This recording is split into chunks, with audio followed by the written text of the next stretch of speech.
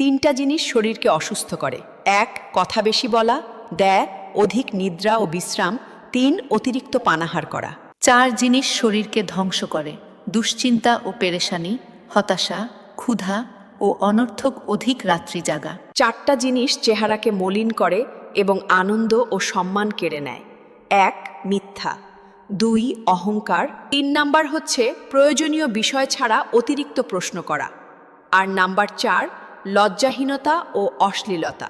চারটা জিনিস আনন্দ ও সম্মান ফিরিয়ে আনে: তাকওয়া, সত্যবাদিতা, দানশীলতা, আত্মসম্মান রক্ষা।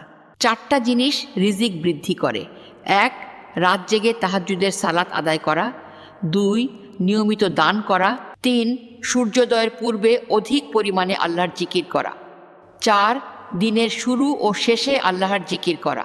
চার জিনিস রিজিক কমিয়ে দেয়: ফজরের পরে ঘুমিয়ে থাকা, সালাতে ত্রুটি করা, অলসতা করা ও বিশ্বাসঘাতকতা।